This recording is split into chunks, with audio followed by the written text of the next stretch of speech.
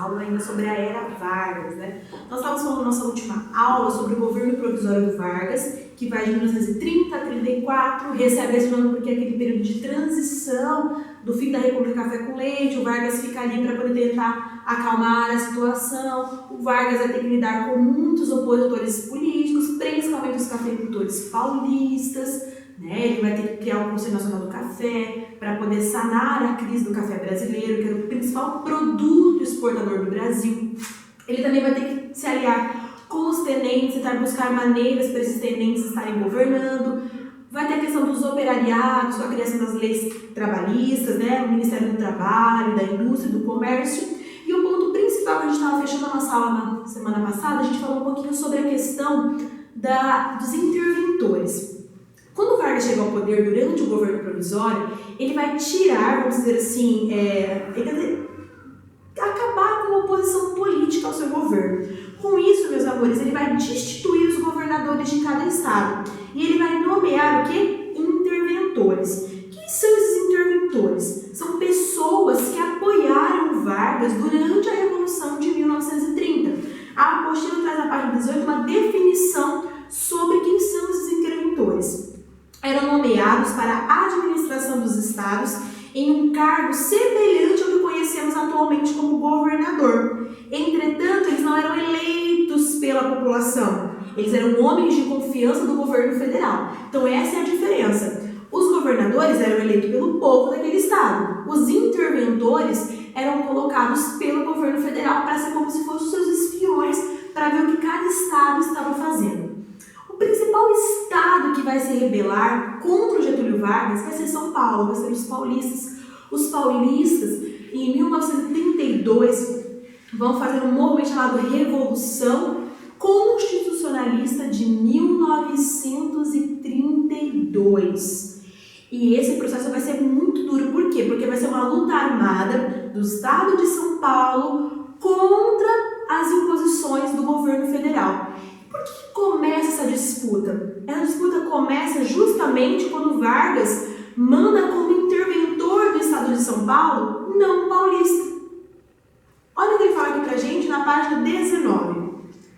O principal foco de oposição da política getulista em São Paulo era o estado de São Paulo, devido ao fato de Vargas nomear um interventor militar e pernambucano para governar São Paulo. O estado que era um estado onde só havia o quê? Cafeicultores. E isso vai gerar o quê? Um descontentamento dos paulistas, que vão se organizar e vão exigir que Vargas coloque para governar São Paulo o interventor civil paulista, não o interventor municipal. Vão reivindicar também a elaboração de uma nova Constituição para o país. O que eles vão fazer então? Olha o que acontece. Buscando atender às reivindicações dos paulistas e evitar confrontos, Vargas nomeou como interventor o político paulista Pedro Toledo. Porém, as manifestações contrárias continuaram.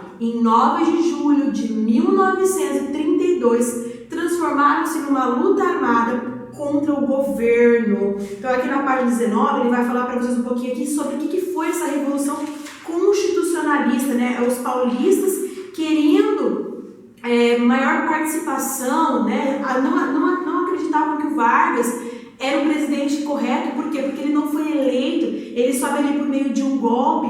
Como que eles fazem para se lutar contra o Vargas, né? Os paulistas, eles vão formar um exército que pudesse fazer frente às tropas militares. Então eles vão pedir a adesão da população, do povo de modo geral, principalmente a população negra, que havia se libertado da escravidão há um pouco mais de 40 anos. Então esses negros também vão lutar ao lado dos paulistas durante a Revolução Constitucionalista. O nome já diz, Revolução Constitucionalista. O que os paulistas queriam? Uma nova Constituição para governar o Brasil, né?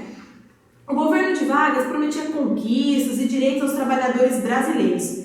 Essas promessas deveriam ser bem vistas, especialmente pela população negra, que além de péssimas condições de trabalho e baixos salários, comuns à grande maioria dos brasileiros, ainda era vítima da falta de qualificação profissional e discriminação. Entretanto, Apesar das promessas varguistas, cerca de 10 mil negros ingressaram na luta paulista e compuseram a chamada Legião Negra, tá? Que vai ajudar os paulistas a liderarem a Revolução Constitucionalista de 1932. A Revolução Constitucionalista apressou, de certa forma, a elaboração de um código eleitoral em 1932, que estabeleceu novas regras para as eleições no Brasil. Entre as deliberações contidas estavam o estabelecimento do voto livre, secreto e o direito do voto feminino, né? Ali ele vai falar um pouquinho pra gente como que vai chegar essas mulheres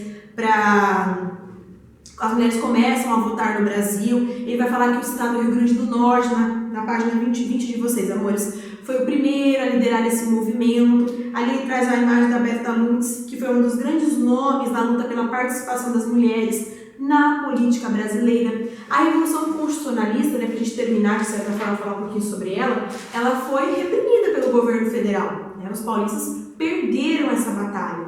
Lá na página 19 da apostila de vocês, ele vai falar um pouquinho como que se dava esse movimento. Olha o que ele fala. O plano dos revolucionários era realizar um ataque fulminante sobre a capital da República, Rio de Janeiro na época, né? Colocando o governo federal diante da necessidade de negociar, mas o plano falhou. Embora a Guerra Paulista despertasse muita simpatia na classe média carioca, ficou militarmente confinado ao território de São Paulo. A guerra não sai do território paulista, eles não conseguem, né, expandir esse movimento. Então só fica apenas em território paulista, com isso eles são sufocados.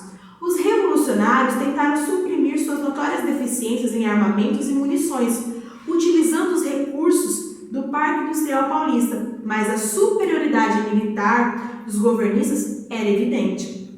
Apesar do desequilíbrio de forças, a luta durou quase 3 meses, terminando com a rendição dos paulistas em 1932.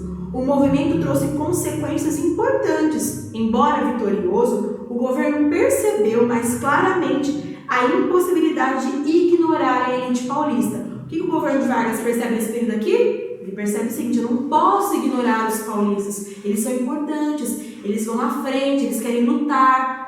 Então, Vargas começa a lançar um outro olhar diferenciado para o estado de São Paulo. Aqui a gente está vendo um cartaz, né, era muito utilizado durante a Revolução Constitucionalista, chamando as pessoas, chamando os paulistas para estarem lutando, para reivindicar uma Constituição, para tirarem o Vargas do poder, né? Então ele fala assim: você tem um dever a cumprir, consulte a sua consciência. A gente vê lá ao fundo, né, a bandeira do estado de São Paulo, e a gente vê algumas siglas ali também, MMDC. O que significam essas siglas? Observe no cartaz a sigla MMDC, que passou a representar o movimento constitucionalista. Ela foi formada pelas iniciais de 4 estudantes, Martins, Miragaia, Drauzio e Camargo, mortos em uma passeata em maio de 1932. Então, são pessoas que lutaram pela essa questão da Revolução Constitucionalista antes mesmo da luta armada e acabaram sendo assassinadas pelo governo. Então, era uma forma dos paulistas chamarem as pessoas para irem lutar, para buscarem os seus direitos. Bom, após o período do governo provisório do Vargas, vai se iniciar o período que a gente chama de governo constitucional da era Vargas. O que é um governo constitucional? É um governo baseado em uma constituição, em um conjunto de leis. Por que o Vargas vai começar a fazer isso? Porque ele foi pressionado, de certa forma, pelos paulistas em 1932. Quanto tempo dura esse governo constitucional do Vargas? Dura de 1934 até 1937. Então, ali na página 20 da apostila de vocês, ele vai falar alguns pontos principais desse governo constitucional da era Vargas. Então, o primeiro ponto que ele vai chamar a atenção para a gente ali é que o que acontece? Fortalecido após vencer os paulistas, né, na Revolução Constitucionalista, o Vargas seguiu como líder do governo. Em 1933, realizou eleições para a Assembleia Constituinte e convocou eleições indiretas para presidente. O que é indireta? Não é? Indireta é quando os deputados, senadores elegem um governante, não é o povo. povo que elege, é uma eleição direta. Uma eleição indireta, como essa de 33, é quando o próprio Congresso Nacional vai eleger o presidente. Quem que eles vão eleger aqui no caso? O próprio Vargas, que já estava no poder. Mas agora o Vargas não vai poder governar de acordo com os seus pensamentos. Ele vai ter uma Constituição a ser seguida, né? Ser obedecida por ele. Em 16 de julho de 1934, Vargas finalmente vai proclamar uma nova Constituição para o Brasil, a Constituição de 1934, depois de 2 anos do fim da Revolução Constitucionalista. Ele vai então colocar lá uma nova Constituição para o Brasil. O que previa essa nova Constituição? Garantiu o voto secreto e o voto feminino. Além disso, instituiu leis trabalhistas como o estabelecimento da jornada de 8 horas de trabalho, do descanso semanal remunerado, do salário mínimo, das férias remuneradas, da indenização em caso de demissão sem justa causa e a proibição de trabalhos para menores de 14 anos. O estabelecimento das leis trabalhistas na Constituição não gerou mudanças imediatas na vida dos trabalhadores, que continuavam, de certa forma, insatisfeitos com o seu governo. Na nossa próxima aula, a gente vai continuar falando um pouquinho sobre esse governo constitucional do Vargas e vamos falar também sobre o seu próximo governo, que a gente chama de Estado Novo. Um beijo para todos vocês!